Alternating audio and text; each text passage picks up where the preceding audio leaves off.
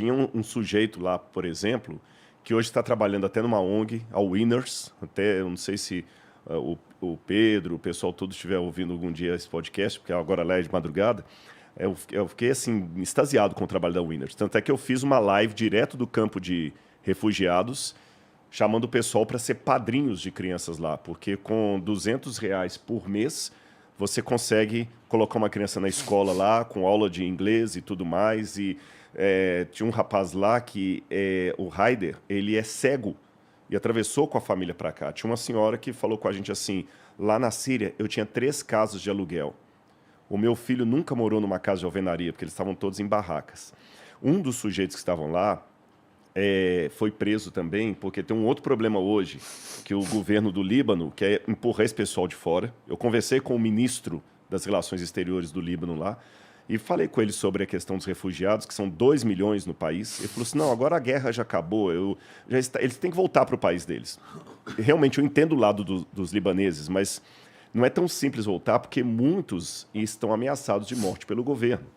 E um desses, esse caso aí do sujeito, ele tem uma raiva do Bashar al-Assad terrível, porque ele estava fazendo faculdade de Direito, quando ele saiu na rua, igual aconteceu com você, local, a diferença é que ele não era um estrangeiro. Também foi parado no blitz da polícia, falaram assim, onde você está indo? Eu estou indo para a faculdade. Por que você não está lutando na guerra para defender o seu país?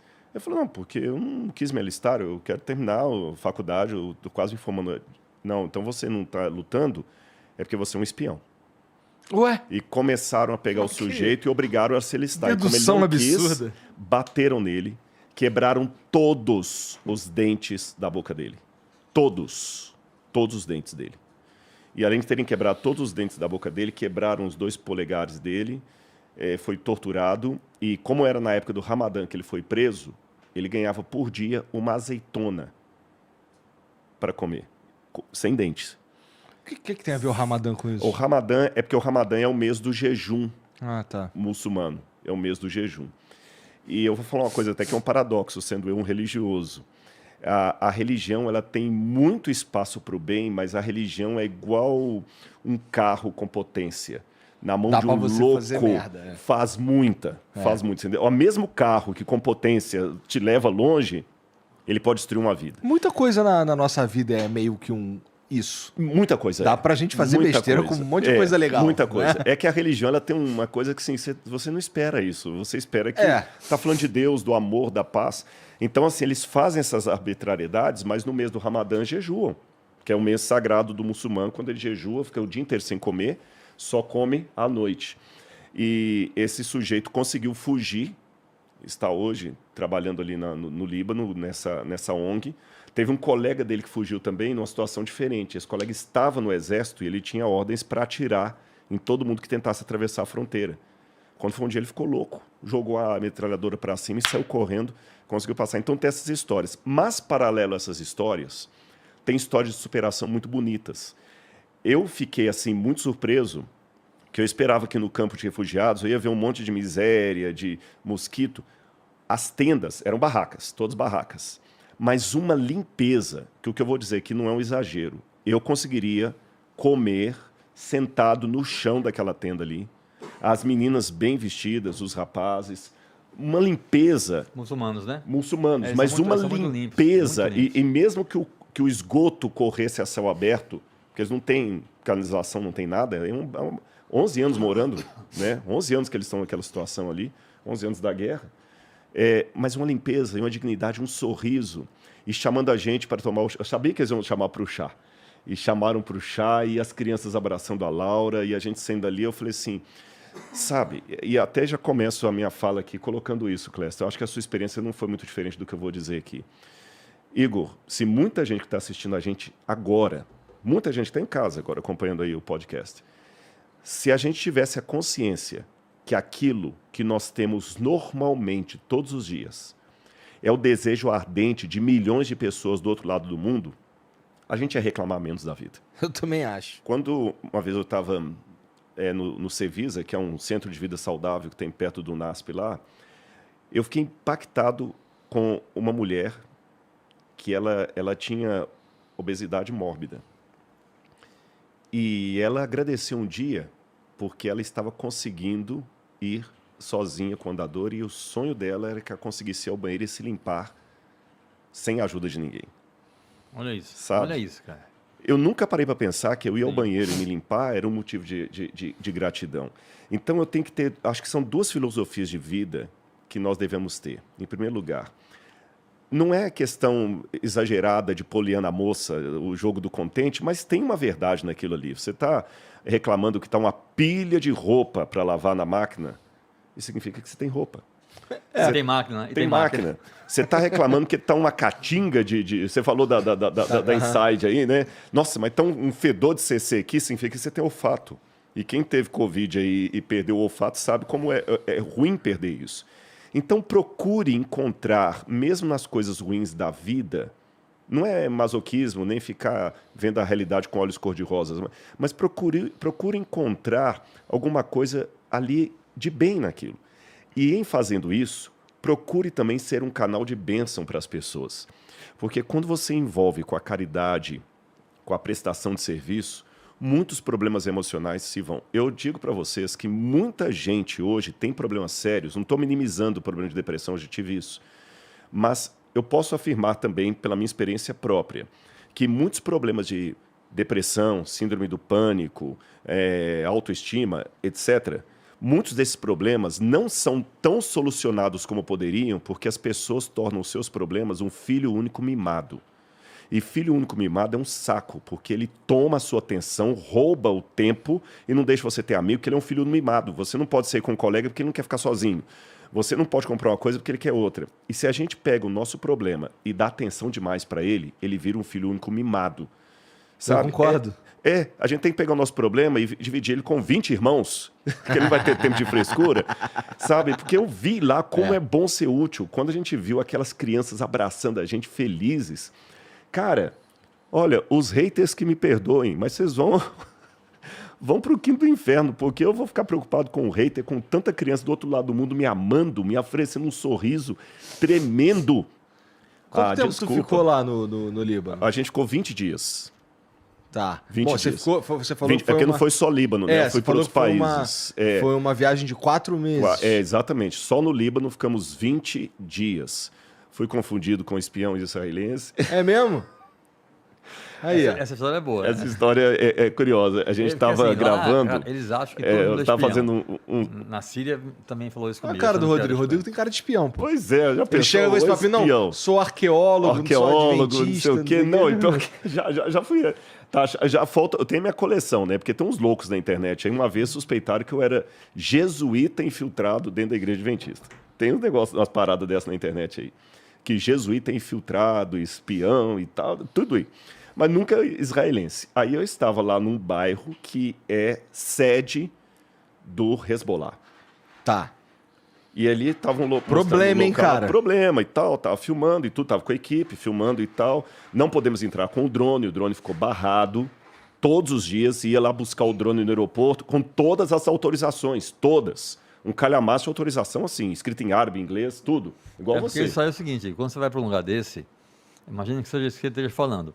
Na Síria, por exemplo, para ir, quando eu peguei o visto de imprensa, eu tive de colocar numa lista todos os equipamentos que eu ia levar. Uhum. Então tinha lá meu celular, e não é só o celular, é o celular, modelo, marca, tudo mais. O celular, a máquina fotográfica, a máquina que eu levei da redação filmadora, tudo lá direitinho, bem descrito, entendeu? Uhum. É o caso que está falando aí. Exatamente. Tudo que ele foi fazer lá... E tinha tudo na lista. E autorizado a entrar. Quando chega lá, confiscaram o drone do cara. Confisca. Aí chegaram lá, confiscaram, aí falaram que tinha um número de série que estava errado. Aí foi lá, corrigiu o número. E lutando com tudo com... olha, por mim já liberava, mas tem que ter o carimbo do coronel. Aí o coronel falava, tem o carimbo do general. Tá com a inteligência. E o pessoal voltava lá no aeroporto, o drone não saía, a gente falava o mosquito branco, a gente criou alguns códigos. Não podia falar Israel, a gente falava o Rio Grande do Sul, porque falar Israel em inglês eles entendem, né? Aí eles só entregaram o drone quando eu e a Laura já estávamos indo embora no aeroporto, e mesmo assim eu fui escoltado por um oficial do Exército até a porta do avião. Para ter certeza, que o drone ia embora. E ele está até lá em casa guardado, que o drone não é meu e da equipe. Ele está com um lacrezinho que eu nem abri, vou deixar para eles abrir, com o lacre do governo lá.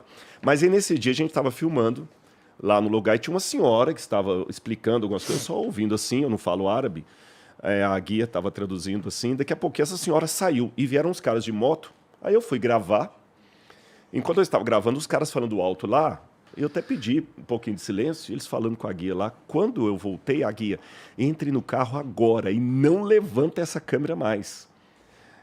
Porque ele entra no carro agora. Eu nunca vi a guia tão assustada como ela ficou naquele dia, né? Ela falou assim, vamos embora daqui. Aproveitar que os caras de moto saíram, porque eles podem voltar. O que é? Eles são do Hezbollah. E ele chegou e o sujeito começou a olhar para você. Explica o que é o Hezbollah. O Hezbollah o interessante, para quem não sabe, o Hezbollah é um braço de um partido político do governo, mas é um braço terrorista.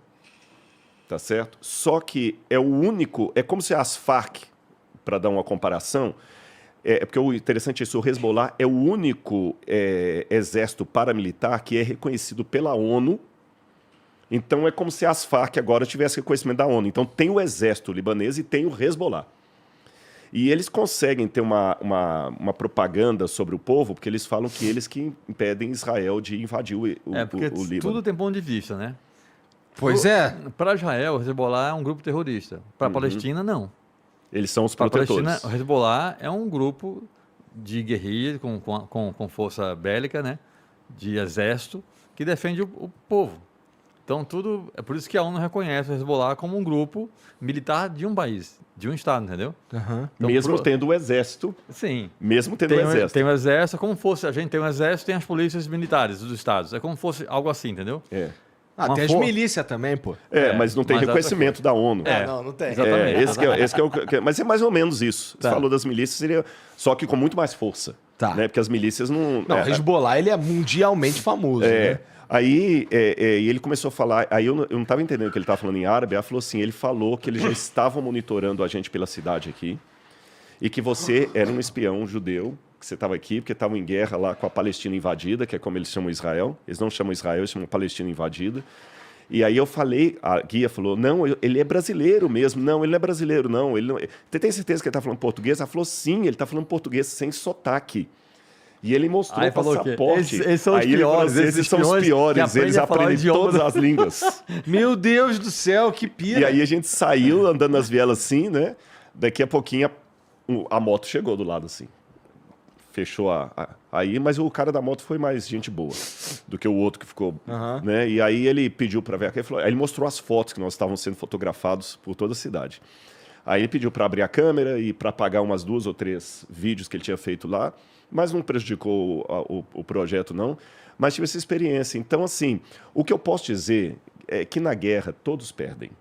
E posso dar até um testemunho que até eu queria saber se o Clécio também teve essa sensação, já que você quer a história do povo. A impressão que eu tive, Igor, é que a guerra... Às vezes que eu já vi guerra, porque eu já saí de Israel, como falei agora, essa vez mesmo, saí de Israel, 200 e tantos mísseis caíram lá a partir daquela tarde. Eu sei, sexta-feira de manhã, 5 horas, começaram os mísseis a cair lá do Hamas. Eu já vi bombardeio, já tive situação em 2006, quando o sítio arqueológico que eu estava escavando em Tel Dor, a gente parou porque estava caindo bomba próximo lá, então eu já passei essas situações. Mas, de modo geral, eu percebo que as guerras parecem ser mais entre governos do que entre povo. O povo em si, às vezes, não tem aquela ojeriza do outro, a não ser naqueles bolsões onde a criança já é, desde pequena, ensinada a odiar. Sabe? Desde pequena ela é ensinada a odiar. Que é o caso de Israel e Palestina. Sim. Exatamente, dos dois lados. Tanto ela já aprende desde pequeno que aqueles do sul lá, eles invadiram a Palestina e querem invadir a gente aqui. Então você cresce acreditando nisso, é difícil tirar essa ideologia. Mas, de modo geral, o povo, eles não estão querendo, eles estão querendo a paz. Para eles até era bom se abrissem as fronteiras e tudo mais.